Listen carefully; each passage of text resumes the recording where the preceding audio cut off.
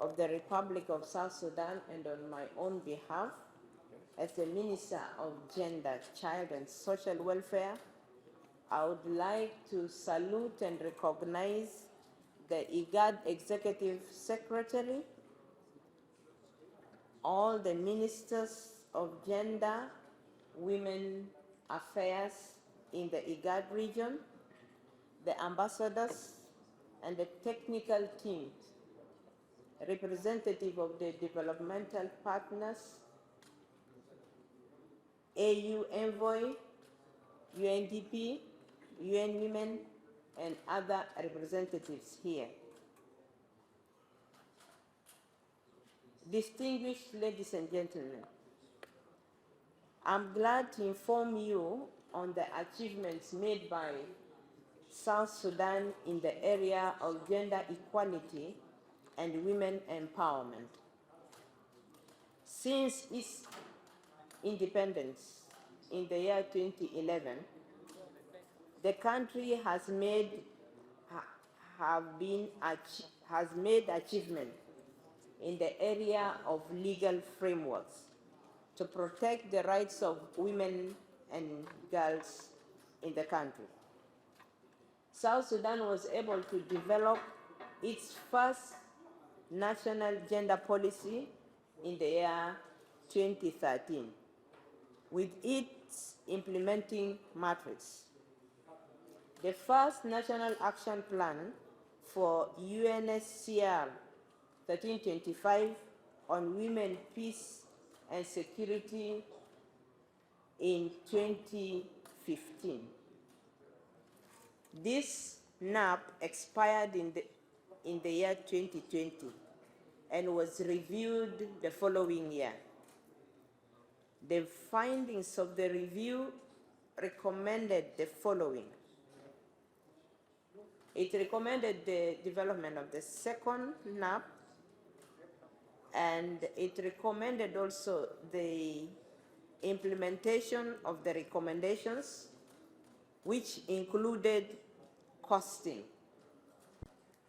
The process of the development of the second NAP was consultative nationwide, and the process is completed.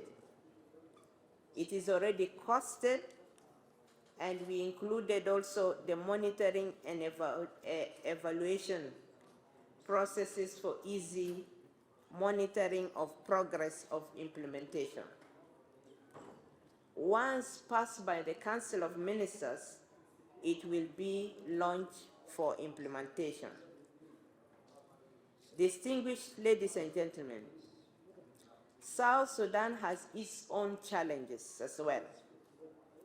The two conflicts of December 2013 and of July 2016 derailed completely the huge progress made from independence in 2011. The conflict caused major internal and external displacement as refugees to neighboring countries in Uganda, Kenya, Ethiopia, and Central Africa. Other conflicts include cattle rustling between communities, which also cause displacement. Another challenge is the floods in the wetlands of South Sudan. This has caused communities to lose their livelihoods. The other challenge was COVID-19. Women became the breadwinners in their homes, and many children dropped out of school during that period. In all these unfortunate occurrences, many people also lost lives, increased number of orphans, widows. The impact of all this fall on women. Distinguished guests, despite all these challenges, the government of the Republic of South Sudan was able to develop more legal frameworks for protection of women and girls, including persons with disability.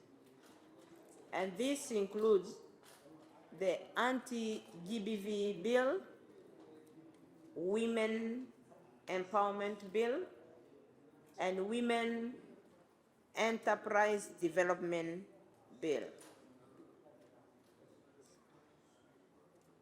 In reference to the implementation of the revitalized agreement for the resolution of conflict in South Sudan, which provided for affirmative action for women political participation at 35%,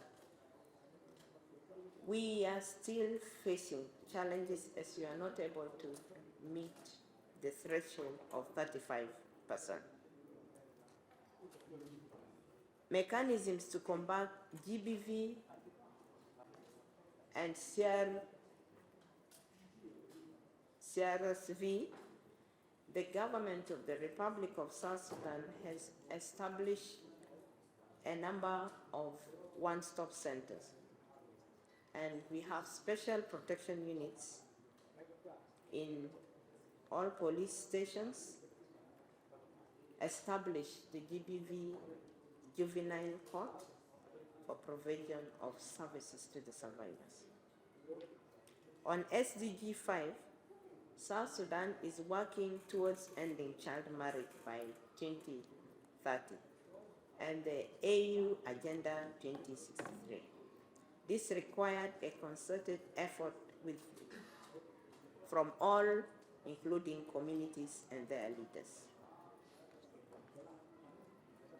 A nation strategic plan has been developed, being implemented together with the chiefs at the community level for ending child marriage. With support from World Bank, the plans are underway to establish a safe home and a toll-free mobile calls. Dear distinguished ladies and gentlemen, South Sudan will implement the new generation National Action Plan